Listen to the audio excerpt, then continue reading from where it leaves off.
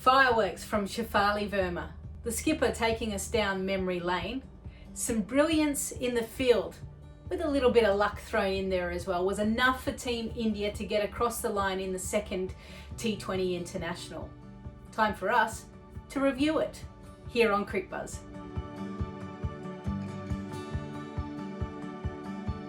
Firstly, I want to apologise to everyone. In the last review, I said that England had won the series. That's actually wrong. Yes, England is the only team that could win the series, but with one game left and England ahead 8 points to 6, if India win it, that means it's a draw series. So apologies. Obviously the late night's getting to me and I'm getting a little bit confused. So quick recap, the highs and lows of the second T20 International.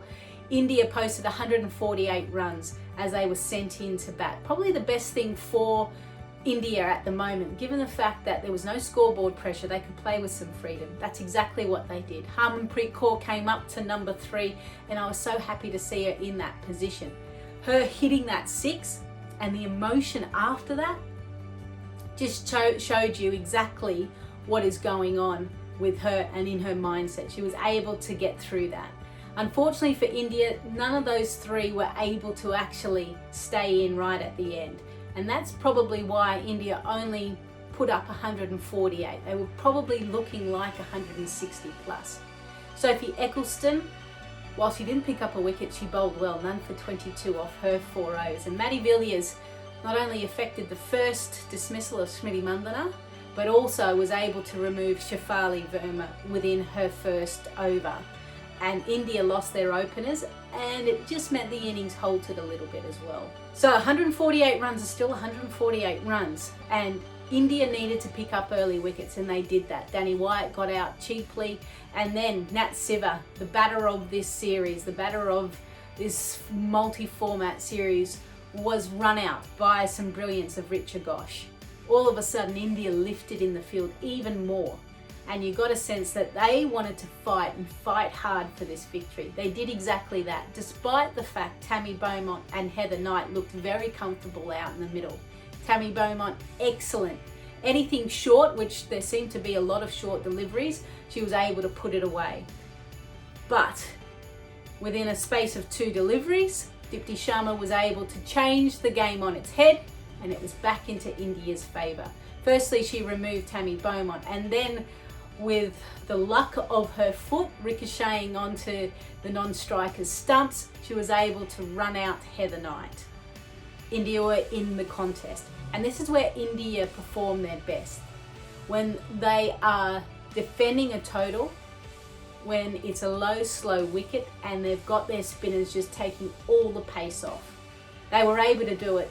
Poonam Yadav, again, bowls into her own. She has a great plan and it's very hard for the batters to be able to find ways of scoring runs.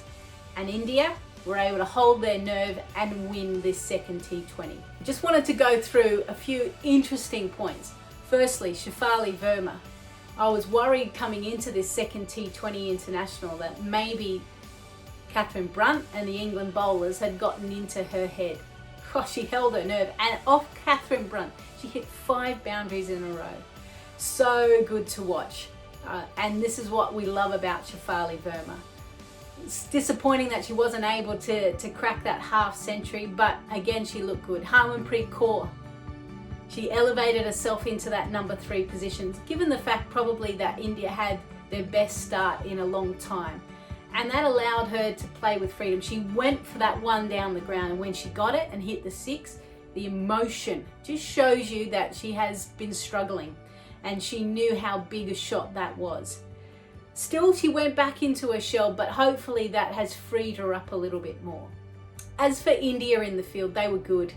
The bowling probably wasn't their best. I've seen India bowl a hell of a lot better. A lot of wide deliveries, a lot of short deliveries. Radha Yadav at one stage had the yips where the ball just wasn't coming out and actually one bounced twice. So a few concerns about the Indian bowling there, but the fielding was able to keep them in the hunt. The run-outs were really the key.